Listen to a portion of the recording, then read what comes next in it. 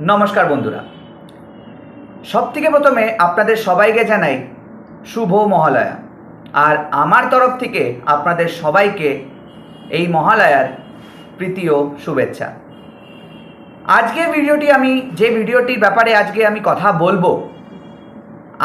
কথা বলবো শুধুমাত্র মোহনবাগানের নিয়ে, মোহনবাগান আর এএফসির ক্ল্যাশের নিয়ে, মোহনবাগান আর ট্র্যাক্টর এফসির ক্ল্যাশের নিয়ে, মোহনবাগান আর পিপল অফ ইরানের ক্ল্যাশের নিয়ে।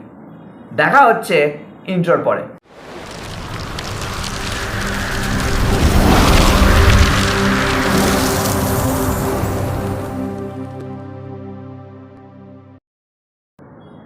মোহনবাগান আসলে 10 গোলে হারবে।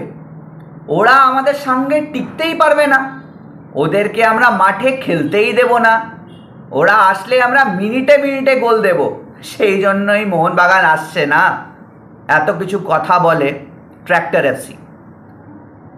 ঠিক তো বলেছে ট্র্যাক্টর এফসি, এখানে আসলে ওরা খেলতে পারবে না। ঠিক বলেছে ট্র্যাক্টর এফসি, 10 গোলেই হারাবো আমরা।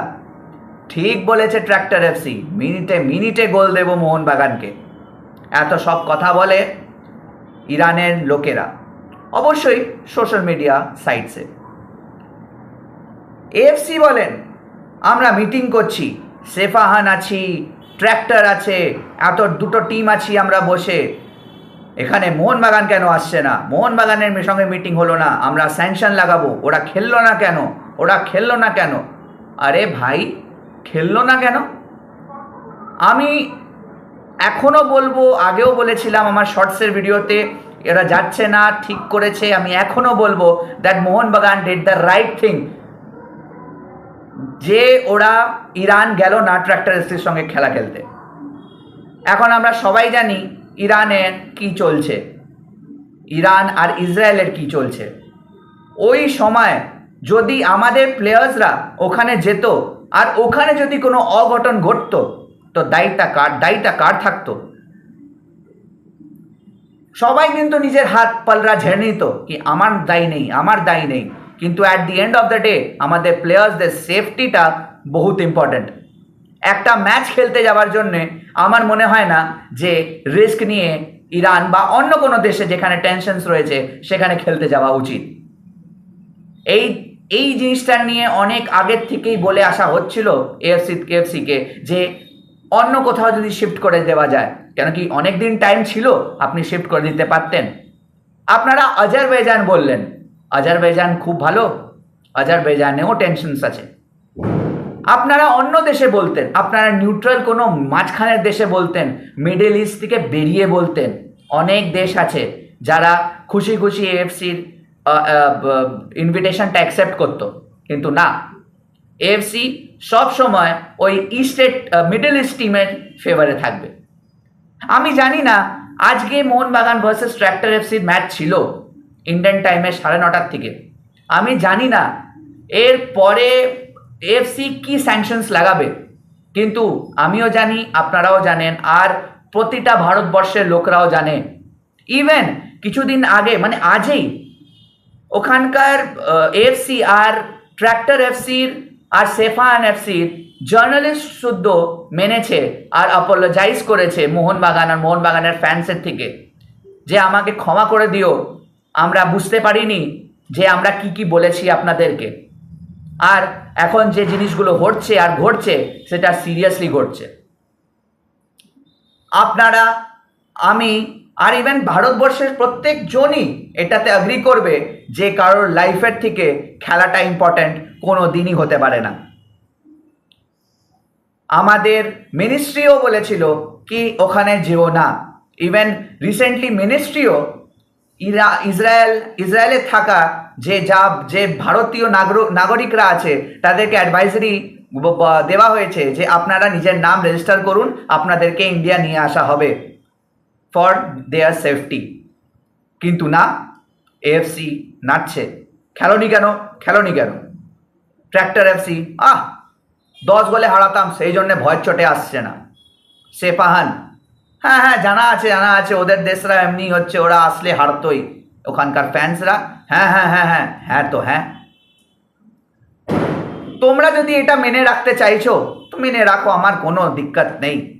ইভেন আমাদের গোটা দেশের কোনো প্রবলেম নেই, কোনো আমাদের দেশের কোনো ক্লাবের প্রবলেম নেই।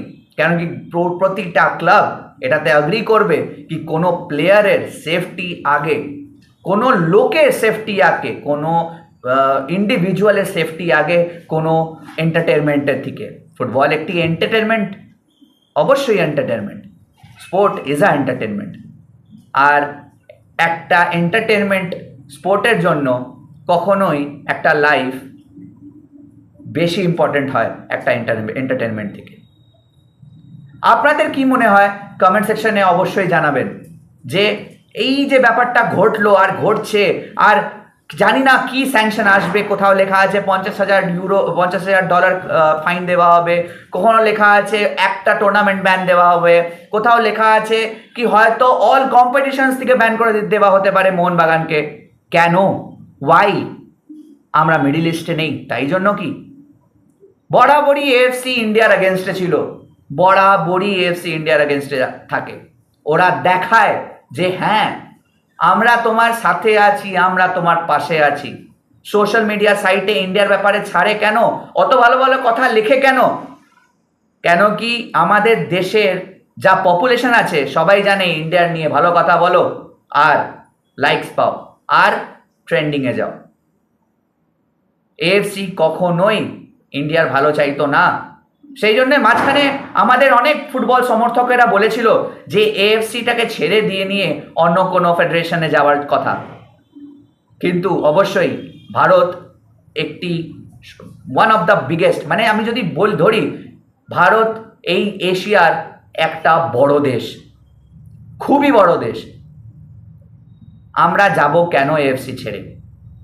এএফসিকে আমাদেরও কথা শুনতে হবে, এএফসিকে আমাদেরও কথা মানতে হবে। যখন এএফসি আর ট্র্যাক্টর এফসি ভুল, যখন ট্র্যাক্টর এফসি আর এএফসি ভুল আছে, then they have to accept that কি yes we whatever we said, we all said in a false way.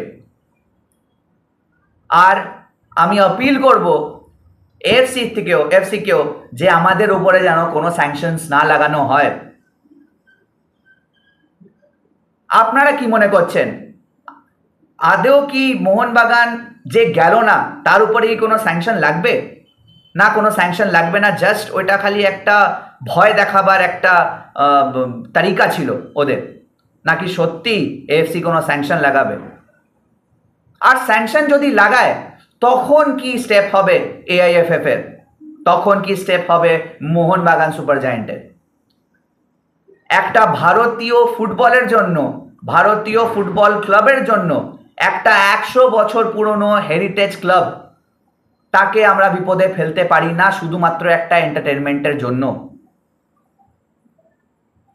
আজকের ভিডিওটা এই পর্যন্তই, দেখা হচ্ছে আবার অন্য কোনো ভিডিওতে। ততক্ষণের জন্য ভালো থাকবেন, সুস্থ থাকবেন, আর we all want peace.